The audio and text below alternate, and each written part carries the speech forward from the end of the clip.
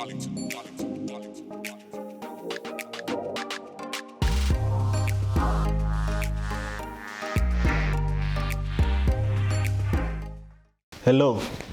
thank you so much for joining us for today's session.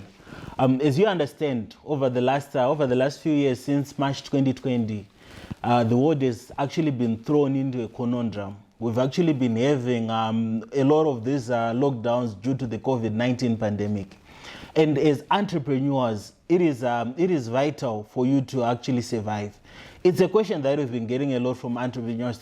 They were actually asking, saying, we're actually in a difficult period. How do we go about it? How do we make sure that our businesses survive? Well, today we actually want to have this discussion whereby we're going to be taking you through some tips that you can actually use to boost your sales and boost your revenue as we are actually in this COVID-19 pandemic. I'm Tamuka, and today I'm actually joined by the MAJ CEO, Mr. Jerry Monyazungu. Mr. Jerry. Thank you, Tamuka, for having me. Thank you so much for joining us. So, as you understand, just to delve deep into the topic, many entrepreneurs have actually been crying. If you can actually hear the popular phrase in Zimbabwe, pakaipa. Exactly. If you actually ask someone, how is everything going? The default response now is pakaipa. You're just sitting. And then you just hear someone say, pakaipa, which actually means that for most people, things are not well. But for entrepreneurs, you have to keep pushing. That's true. How do we go about it? Yeah, thank you very much for that question, Tamuka. I think one tip which I want to give people is most of the people, they are not 100% committed to whatever they are doing. Because if you know that, I think there's someone actually has used a phrase whereby he says, when you know that you're left with, in 24 hours, he said they're going to die or they're supposed to close a deal, you can make it. Because you know that it's a matter of life and death. The thing is, most of the people, they are not 100% committed to whatever they are doing. If you're running a business, sometimes I see people like, instead of actually pushing their products, I've gone through some timelines of other people. He is busy speaking, posting about something which doesn't even concern them, but they post little about their business. By the end of the day, those guys, they'll say, Kutipaka Ipa. So it's a matter of attitude first. Okay. So I would like to first touch on attitude. You are supposed to just commit 100%. Attitude and commitment actually plays a pivotal role in actually increasing your sales as a business. So what I'm saying to the people is we need to actually have people who are dedicated to whatever they are doing. Instead of a matter of when you're an entrepreneur, you're just going to work 8 to 5. Most of the entrepreneurs, especially those who are into business of repairing computers, I think it's a norm in their industry. They get to the office by 10 o'clock, they leave at 3 o'clock. Because why? When they were still employees, they felt as if the employers were actually taking advantage of them, or they're being abused by saying you should actually get to the office by 8 a.m. Instead, when you're now an entrepreneur, you're supposed to even work 5 times harder than when you're working as an employee. Yeah, I think that's actually very interesting, especially the part you highlighted to say when you're an entrepreneur, you have to work 5 times as hard as compared to maybe when someone is an employee. Maybe just to reflect, because speaking to most of my colleagues, people who are actually in their 20s, who are being driven to entrepreneurship, you actually hear like what they're actually saying to us, saying, I think I can be an entrepreneur, number one, so that I can be my own boss, so that I can actually be getting into the office at 10 every day, so that I can be doing whatever I feel like doing whenever I feel like it. Most, because the generalization is to say, for someone to be an entrepreneur, maybe something that buys you freedom, that freedom to do whatever you want, to actually maybe work less. What do you actually have to say to people who have that particular view of entrepreneurship?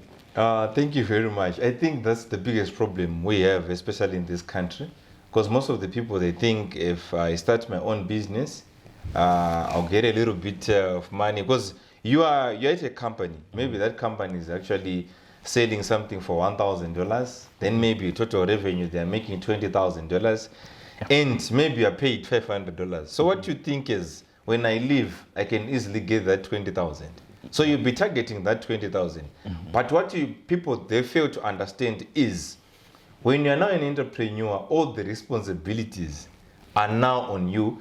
But what I want to differentiate maybe is the word entrepreneur, according to me. Yeah. I think an entrepreneur is not someone who has founded an organization. An entrepreneur can be someone who joins someone who has already started. So someone who has got an entrepreneur mentality, especially if we join a small company which has got a bigger vision, it's unlike joining maybe a company which is as big as Stanbic Bank, a company which is now as big as Econet. I think those who actually joined in 1998, when Econet was starting, I think up to 2005, 2007, they were still, they were not yet a big company, a very big company. So those who joined, most of them who had entrepreneurship mind, those entrepreneurs like the likes of Douglas Mboweni, for example, can't we call them entrepreneurs? Those are entrepreneurs. But we have got people with employee mentality and employer mentality. So when they leave employment, then they are now employers. They'll start experiencing the problems they were causing to their former employers. Because remember, like at M&J, I've got a team of 42 people with different way of doing things, different attitude. Some of them, they're typical employees. Your 8 to 5 guys. Some of them, they're employers because they want to build this thing. I founded M&J, but it doesn't mean that I'm the greatest entrepreneur in M&J. I've got other guys who are there, the likes of Tamuka, the likes of Simba, the likes of Tendai. Those people, they've got enterprise mentality. They want to grow the thing. So the thing is, when these young people, they leave employment, they get into, sometimes they're actually leaving a company which was going to grow their net worth, maybe into millions or even billions of dollars. But they just want to own a small space, after starting, you start experience that you want rent. You want salaries. You have got people problem. Most of the entrepreneurs or the successful businesses, those people, they don't even have time to sleep because you're supposed to work 5 times harder than what you're doing in order for you to reach to that 20,000 which you're talking about. So it's not as easy as most of the people think. You are not having a responsibility. Sometimes, like if you're in a car rental industry, I was actually liaising with one of my friends, Mr. Alex Masere from the Best Car Rental. Shout out to him. He's bought about 25 top of range vehicles, but to him it's still insufficient because of his industry. But imagine if you buy a 4x4 and you're now driving a D4D. It's a dream for someone. But someone has bought 20 of those, but they are not yet satisfied because why? The clients, they actually need about 100 vehicles. So when you get into this thing, when you buy 2 vehicles, you can celebrate. But when you start seeing your clients, they actually demand more vehicles. You can notice that, no, I haven't done anything. Which is actually interesting. I think there is something pertinent that you said. So I was saying for one to be an entrepreneur, they really don't need maybe to go out there and start their own thing. Maybe just reflecting and coming back to this period that we are in, where maybe a lot because a lot of business owners right now, they have a very big headache, even when it comes to people. So how crucial is it to have people who are entrepreneurial in nature in organizations when it actually comes to sales? Thank you very much. Because actually sales plays a pivotal role in any organization. It's actually the lifeblood of any organization, be it a church. Because you can't be a church without a congregation. You need to sell whether it's your pastor or your prophet, is to sell, sorry, not your prophet, your prophet. They have to sell their name out there. And if they sell their name out there, it means people are going to come to the church, they're going to pay tithe, etc. They're going to grow the church. Which is true. So you can't build something like, if you look at a church like Roman Catholic, that's big, that's massive. If you look at small churches which are coming up, there are some which are growing in terms of congregation. So you have to sell. And sometimes you sell by actually preaching the right word, which can easily relate with the people you are preaching to. Or sometimes you need to perform miracles for the people to come in their numbers, especially women. They like miracles. So what I'm saying to you is, as a business now, we just have to behave like that. You need to grow your souls. In growing your souls, in growing the clientele base, you need right people in terms of the sales team. That is one of the most difficult part of getting the sales people.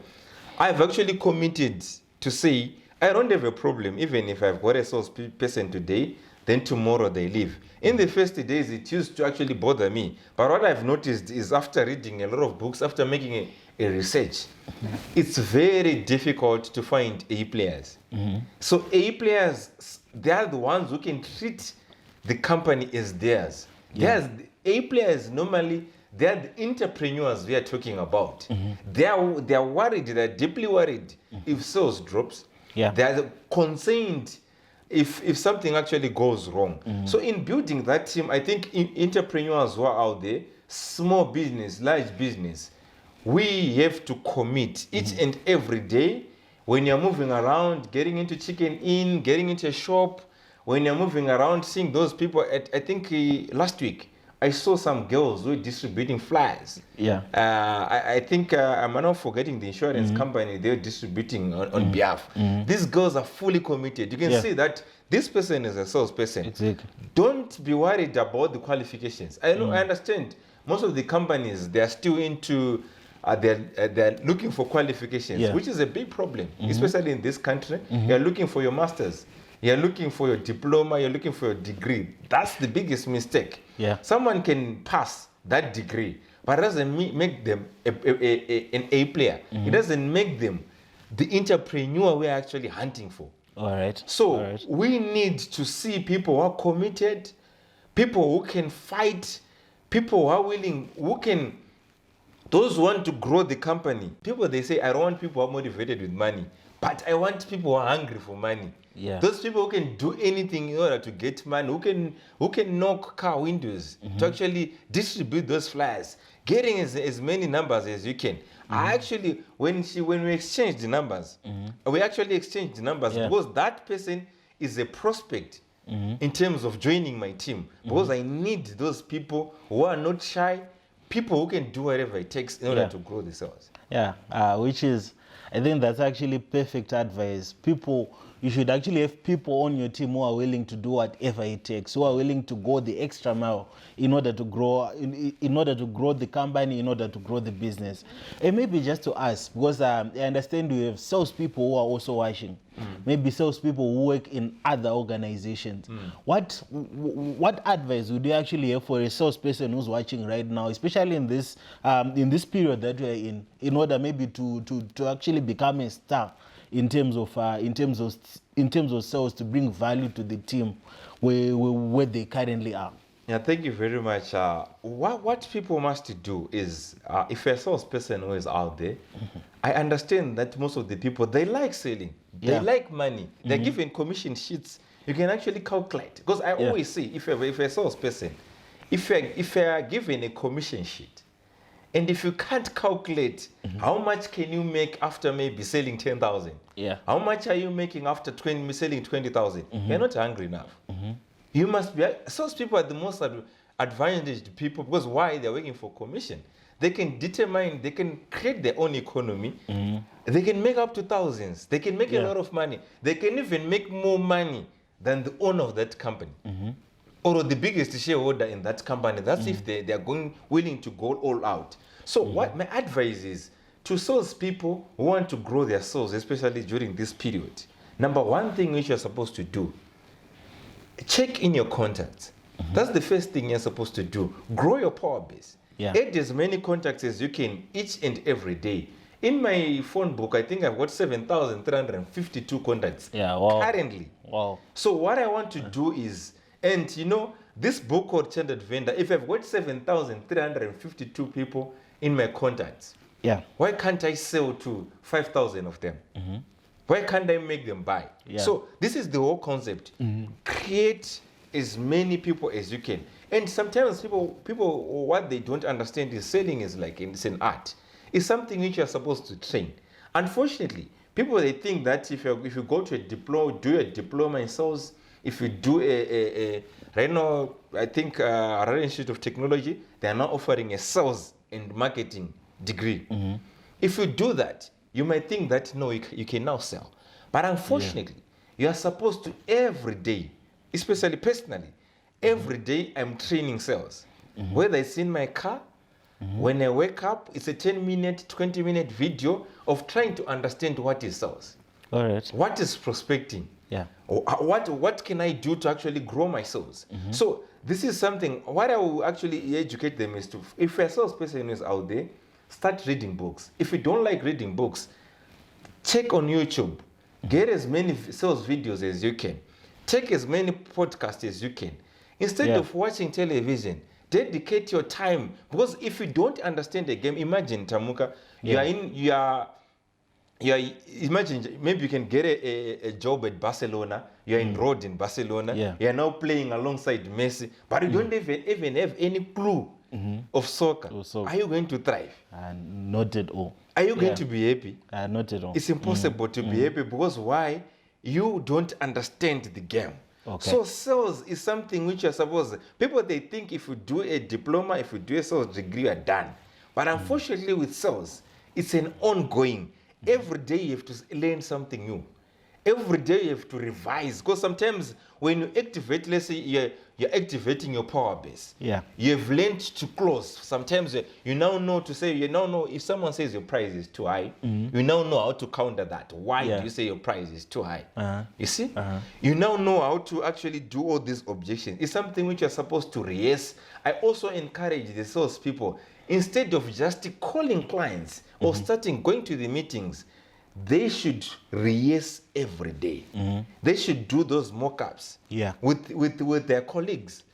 Trying to do objections, trying to answer those objections, trying to counter all those objections.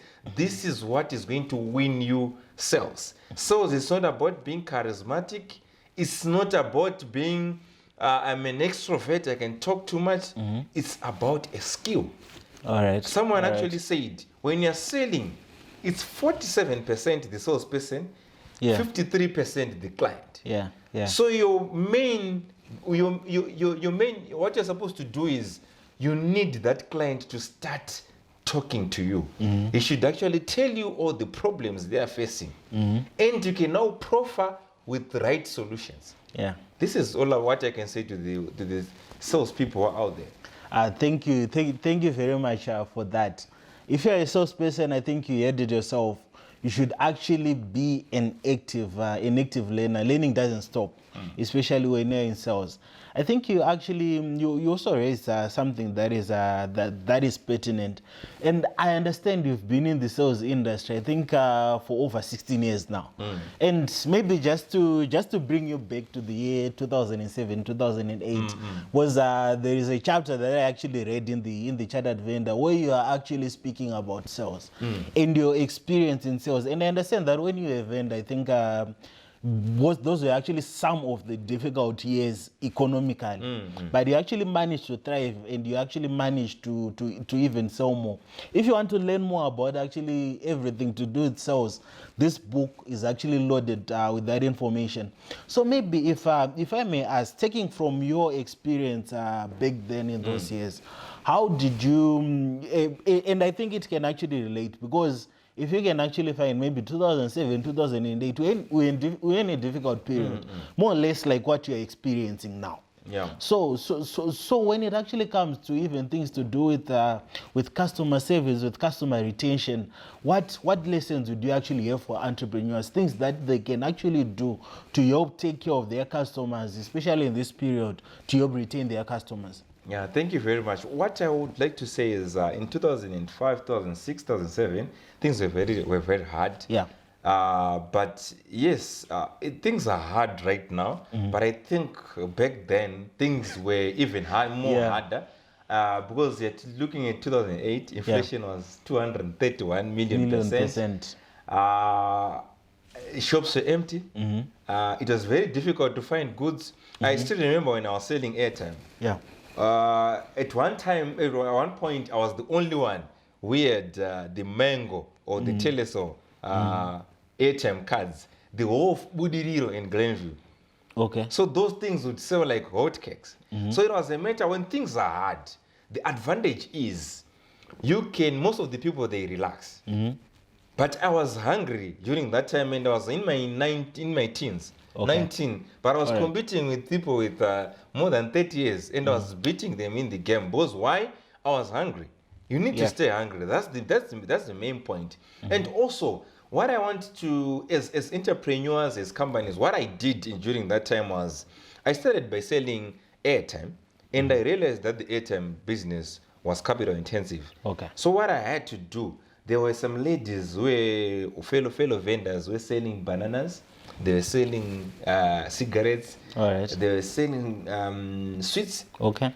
I didn't know that sweets have got about 200 to 300% profit. All I was right. making a lot of money. So I noticed when they started selling, so these ladies, their disadvantage, they would come to the market at around 7 a.m. Okay. And my advantage was I was the first one at the market. 5 a.m. I was already there. Even right now, as we are also building MNG, I think we're always the first and maybe the last to leave.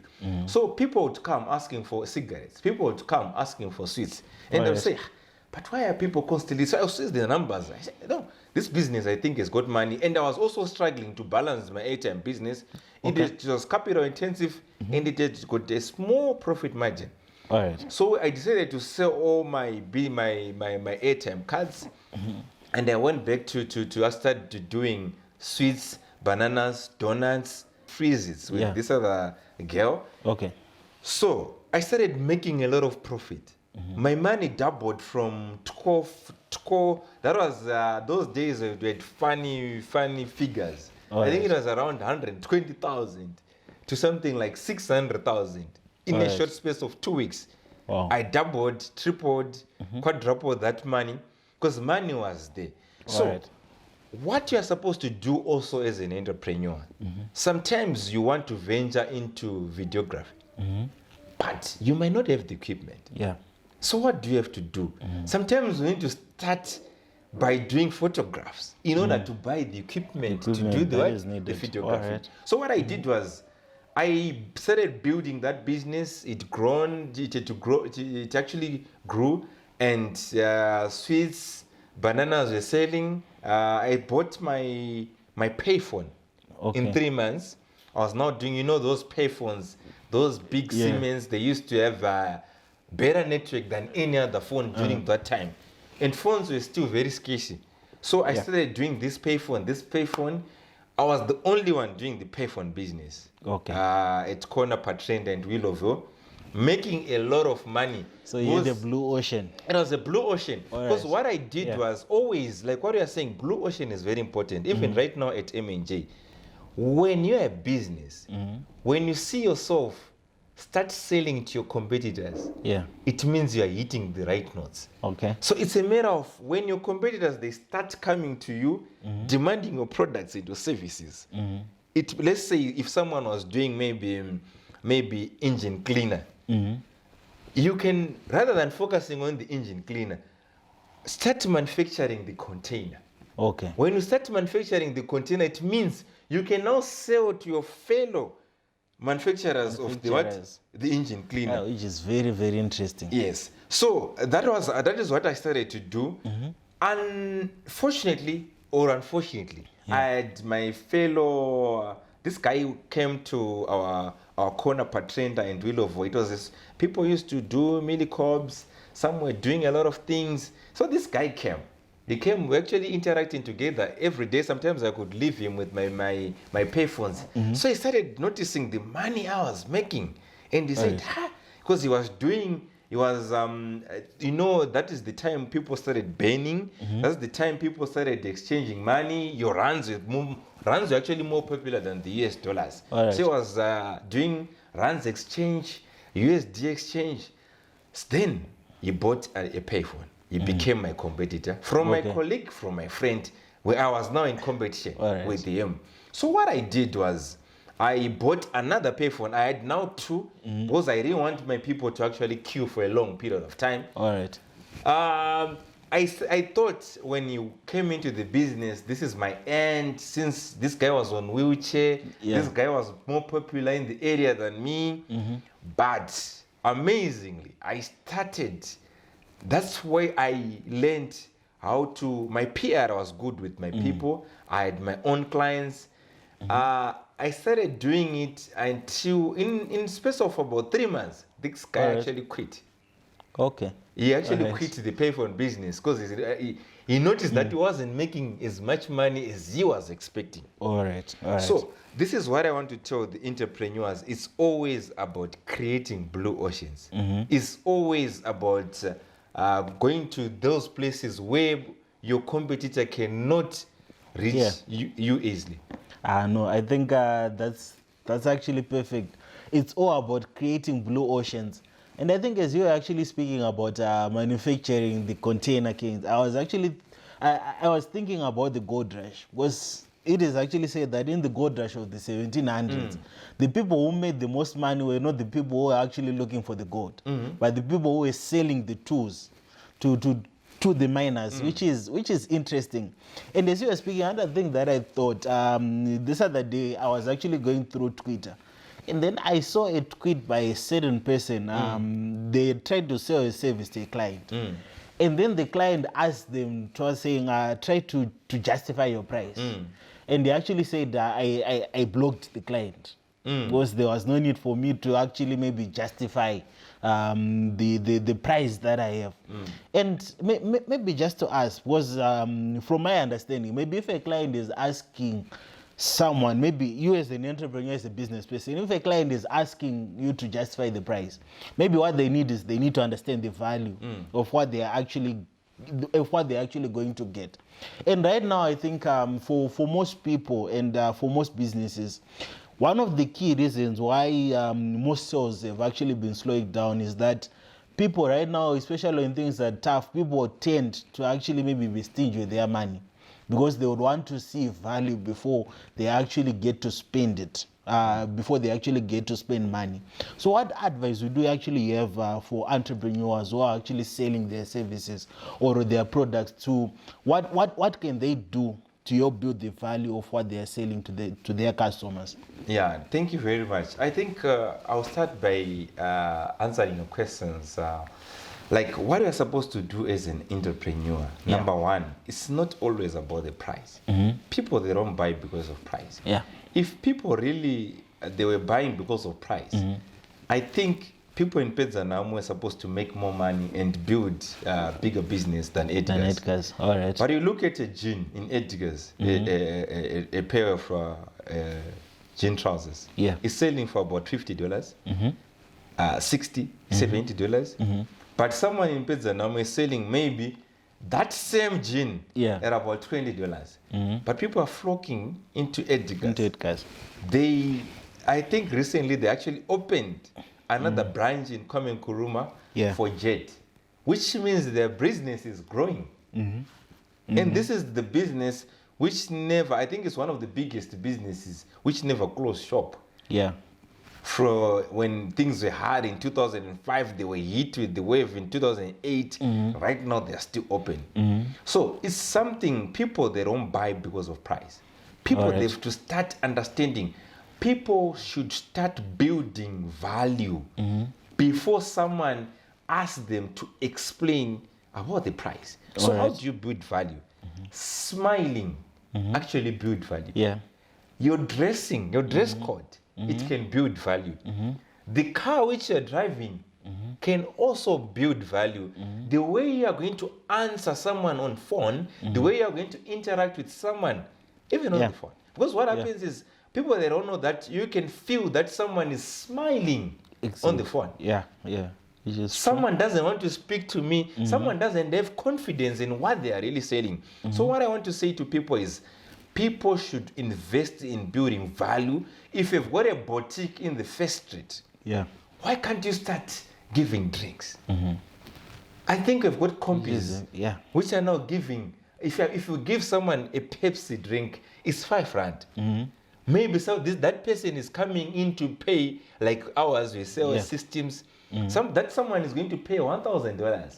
So just giving them a small gift, a small refreshment, that is building value. Because these people, when they come to you, they've compared with your competitors. So if you've compared with your competitors now, you actually know that no, I wasn't offered this. So you're never going to get resistance when it's come to what? To price. So price is a myth. People should compete selling based on price. People should start investing into building the value. People must start understanding the problems. It's like someone wants a suit because they've got a wedding on Sunday. And someone who wants a suit just to feel good. Those are different clients. You must know how to save these clients. So thank you very much. Which is amazing. So I think you heard it for yourselves. You actually need to do as much as possible to build value, and there are a lot of things that can actually contribute towards helping you build value as an entrepreneur. And maybe just to go to our last question for the day, was one other thing that I've actually seen in Zimbabwe. I think it's quite an interesting trend. In most industries, in most sectors, there is actually a lot of competition. Someone starts a business, maybe if you recall, I think just about 4 years back, there was there was something, a trend that actually happens in basically someone just started, they figured out a business, everyone else started copying. The same thing happened with combis. The same thing happened. The same thing is exactly the potatoes insects, the sec potatoes. So it actually seems that for any business that you can start in Zimbabwe, and company registration, in company registration, M&J is selling as many companies. Everyone actually is selling companies. So it seems as if in any industry that you can actually think of entering in Zimbabwe, you are never alone. Like right now, if in another industry that has a lot of competition emerging is the board dealing industry, I think everyone now has a read. They think everyone who invests into that services, they have to be in Samora Machel. They have to be in Samora Machel, which is also another trend. So what advice do they actually have for entrepreneurs? Things that are right. And we're actually saying maybe the possible exploitable market might actually maybe be smaller than what it would be if things were actually normal. So for someone out there maybe who is actually operating in a competitive field right now, where there are a lot of competitors, and if there is competition, if people are competing, one thing that happens is that people are forced by pressure to lower their prices, which is actually something that happens. And there is something that I heard that whenever you actually lower your price by 1%, you are eating into your profits by over 10%, which is enlightening, if I may say. So how does an entrepreneur actually fight off competition? Thank you very much. I hate competition. All right. Competition is for sissies. I like dominating. All right. Because if you compete, the problem with competition is, for example, if I'll give it to M&J, I think the story is also in the book. When you compete, if you just beat your competition, you think you're better. Have you ever noticed people running in a like right now there are Olympics, people are running in a track? Have you ever noticed that these people, if they were really fighting to dominate, you could have someone maybe who have run less than 9 seconds. But because someone has already beat people by 2-3 meters, why are you running faster? So I'm actually saying, instead of focusing on competition, I think Temuga actually know what we do at M&J. We've never charged someone comparing prices in the industry. We do what is best for us. Even if we are very expensive, that is still okay because that's what our costing is telling us. All right. So domination becomes very key. Competition kills the business. Competition is good for the customer. It's not good for someone who is selling the products or the services. For example, in the board drilling business, Some are now charging as little as $800 $800. for a 40-meter hole. Initially, I think most of the people, they're charging $2,500 for that same service when competition was still very low. So what I want to say is, fight to dominate in your industry. And those who are also pace setters in the industry, they tend to relax. They think that whatever this good this good season is going to last, it doesn't last. You are supposed to be continuously innovative. Yeah. Like what I said initially, those who were pioneers in the bore drilling industry, their goal was not to relax, continuously drilling these holes. They were supposed now to start selling equipment, getting the equipment, which actually what was used in the bore drilling. They were supposed to find space, having space for those trucks, which are used into bore drilling. Yeah. A lot of things they were supposed to supply these people, they now perceive as their competitors. I will bring the story to M&J. We started off, people they think maybe M&J is doing company registration, which is a lie. Yeah. We are not making money from company registration like most of the people they would like to think. The thing is, we now into softwares. I've got a lot of our competition which is coming to us with their clients for us to install those softwares because they can't offer those types of softwares. And we know that it's going to take them 10 to 15 years in order for them to start installing those particular softwares and to understand what is really needed in that business. So it's always about, like what you rightfully said, is always about using the blue ocean strategy. Competition is bad. You can even get into a business where there's a lot of competition like bore drilling, and you can easily beat them because why? They are just focusing on price. They are not focusing on selling. The person who is going to sell better is going to charge a bit more. All right. So it's a matter of understanding. The person who has got better selling skills can sell those goods or services at a higher price and making a higher profit and making their business thrive. All right. Thank you so much for that. And as you heard, everything actually lies on sales. Because I was actually thinking about something. Because sales it actually makes the world go round. Because basically we're saying, if let's maybe say you have a business that is selling safety wear, if a salesperson sells safety wear, they are going to get a commission. They will go in okay. They are going maybe to pick maybe a 2 kgs of rice. It's a farmer that is actually benefited from the sale. That farmer is eventually going to get a tractor. Another company is actually won. That tractor is going to be putting in fuel. It's another company that is actually winning.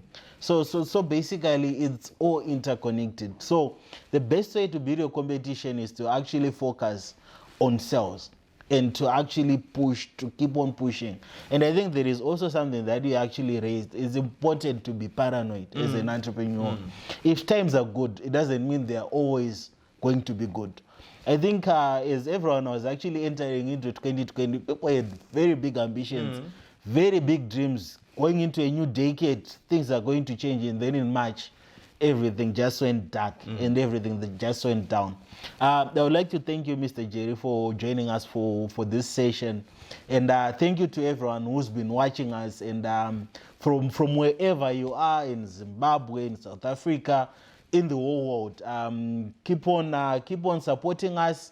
Get this copy of the Chartered Vendor. I tell you, there are a lot of business lessons in this book: sales, marketing, HR, how you can actually build your team. So maybe just to part, what would you actually have for our viewers? Someone is going to sell to you if you fail to sell to someone else. All right. So they have to just to sell. Everyone has to know how to sell. Every entrepreneur who is out there, they should start investing into sales. This is the lifeblood of their organization.